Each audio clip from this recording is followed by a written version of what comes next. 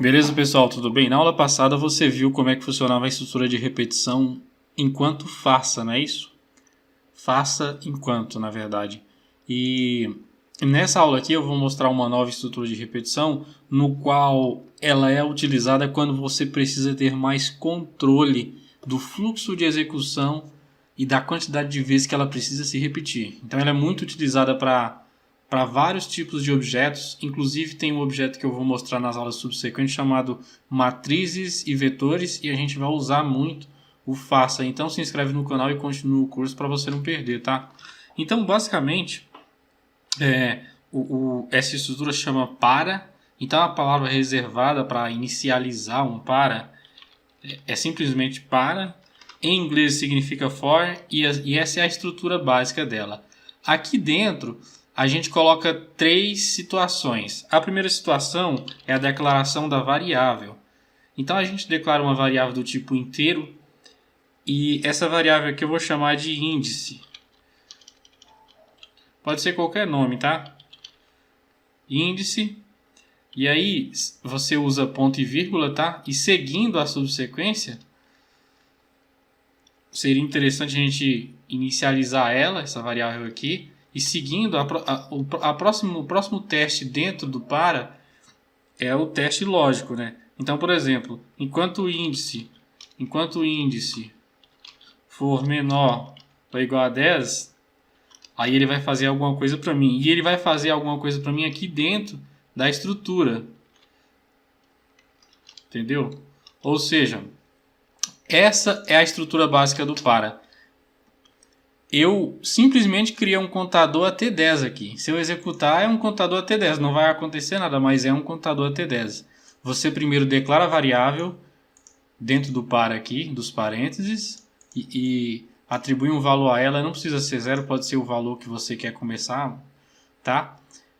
Depois, a próxima instrução é a instrução lógica, onde eu vou testar o valor. Então eu pergunto, enquanto o índice for menor ou igual a 10...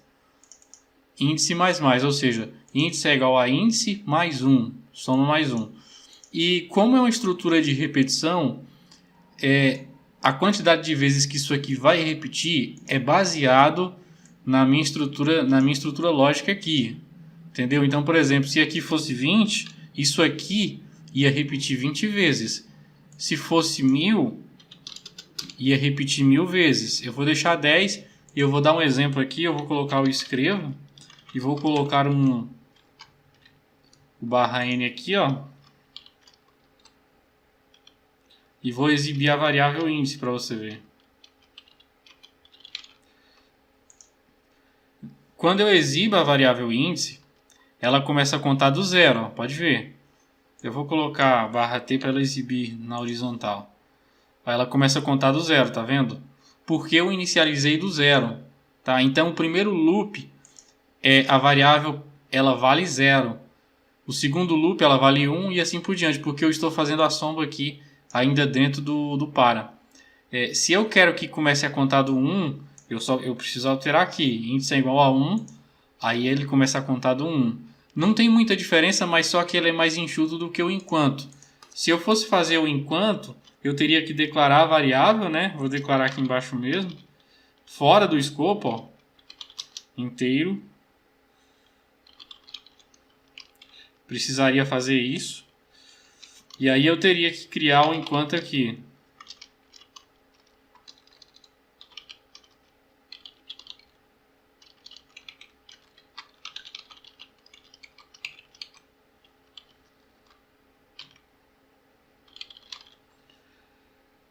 Aí se eu executar... peraí, deu loop aqui. Você vê que eu fico à mercê do loop, ó. Ele começou a contar só 0, ó. Tá vendo? Ele começou a contar só 0, porque eu preciso colocar o contador. Eu preciso somar mais um aqui dentro. Então, mais uma linha de código. Aí agora vai funcionar. Olha lá, vai contar até 10. Mesma coisa, se eu quiser começar a contar do 1, eu coloco 1. E aí ele vai contar do 1 até 10. Aí você vai me perguntar, mas você declarou a mesma variável? Como assim? Sim. Essa variável aqui inteiro, ela é escutada, ela é ouvida no escopo global de todo o programa. Qualquer lugar que eu colocar, ela vai valer. No entanto, para essa variável aqui, índice, ela não é enxergada fora do escopo do par aqui. Ou seja, esse valor aqui, ele só vai funcionar aqui dentro desse escopo aqui, ó. Entendeu? Dentro dessas chaves que abre e fecha aqui. Só que essa daqui, ela pode ser acessada em qualquer outro lugar do programa, tá? Porque ela é global. Mais um motivo para você, em alguns momentos, utilizar mais o para ao invés do enquanto, tá bom? Então, é uma estrutura simples, né? O para não tem segredo nenhum. Tudo que você precisa fazer é declarar uma variável e inicializar ela com algum valor, tá? Fazer uma verificação lógica, igual eu fiz aqui, e somar mais um ou diminuir. Tanto faz, isso aqui poderia ser diminuir, ó. Só que aí eu teria que fazer o seguinte, teria que ser assim, ó. Se eu quero diminuir, né? Eu vou comentar aqui o... Por exemplo, se eu quero diminuir de 10 para baixo, a verificação é o seguinte. O índice tem que começar valendo o máximo, né? O 10 no caso. E aí eu pergunto, enquanto o índice for menor, enquanto o índice for maior que 0, aí ele vai diminuir para mim. Aí ele vai começar 10, 9, 8, contagem regressiva, tá vendo? Então dá para fazer muita coisa. E você viu que eu não precisei alterar tanta coisa assim. Eu só mudei aqui, só mudei sinais e números e mais nada.